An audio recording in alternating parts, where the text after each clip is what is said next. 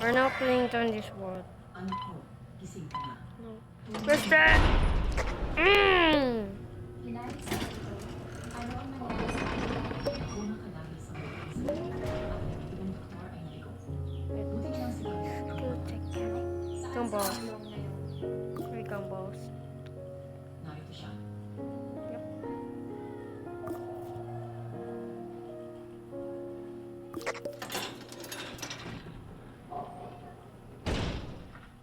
Tanglong, ikaw ba ang nagligtas sa Give akin? me Sa tibay ng one. loob mo nang umalis ka noon, hindi dapat kita iniligtas.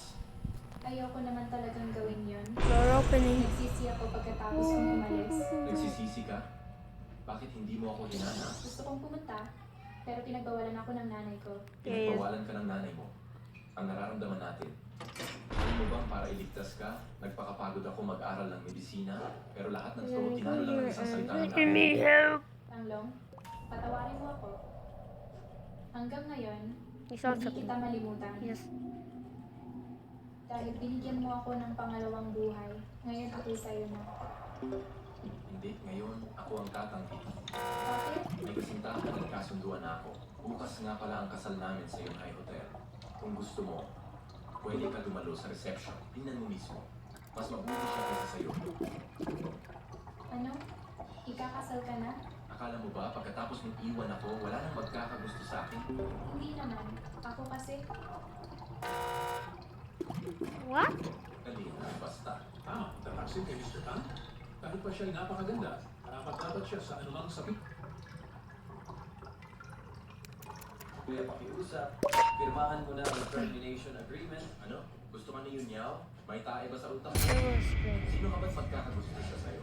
Kuya, huwag kang mag-iiya. Paano mo nasabing hindi niya ako magugustuhan? Gwapo't may talento ako, matagumpay sa karera. Nag-aaral ako sa mga doktor ng imperyo, bihasa sa medisina at direktor pa, ikaw. Ordinaryong doktor Yup, sa so- maliit na botika. Tanungin mo sino mang babae kung sino ang pipiliin nila. Lisa, ako ba o siya ang gusto mong pakasalan? Siyempre, sa batang doktor tulad ni Jun Tang ang gusto ko. Sino ba siya? Sarapat dapat pa siya sa akin? Ano kuya? Makita mo kahit sekretaryo.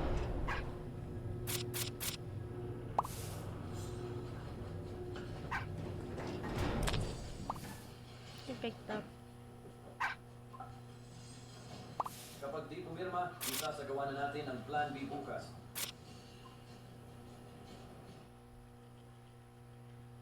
Hindi namin ibubunyag ang pagkatao niya. Ipasa ang utos ng mapananagot na kamay at ipaalam sa lahat. Opo. Ano, kakilang ko ang mapananagot na kamay. Tapos bukas. Ano, magpapakasal ng doon ng bongmen. Sige. Handa agad ng maringgal na regalo. Emperador ng yaman, may tawag po kayo. Ano? We found one. Huwag mo muna siyang kaawaan. Magsaya muna tayo.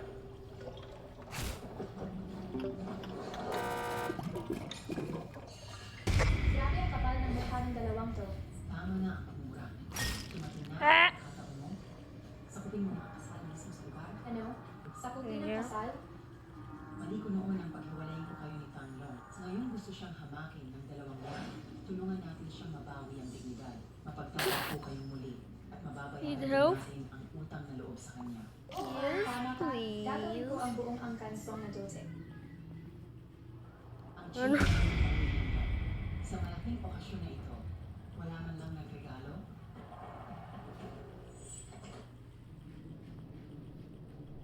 Kasi kung ganito karaming pera, Saan nila nakita ang ganitong pera? Mga suot nila at dalay hindi aabot sa 100 yuan. Don't nagsisisi worry. ako na pumayag ako kay Yao Yao na pakasal I need siya. help. Maraming salamat po. Magsiupuan na po tayo at hintayin ang pagserbisyo ng pagkain. Sige. Breakfast. Sandali lang. Tanglong, nababaliw ka ba? Bakit hindi ka pero sa handaan? Kaya, mga kamag-anak at kaibigan ko pong nagdiwang sa akin. Anong problema? Hindi mo ba alam kung anong klaseng lugar at okasyon ito?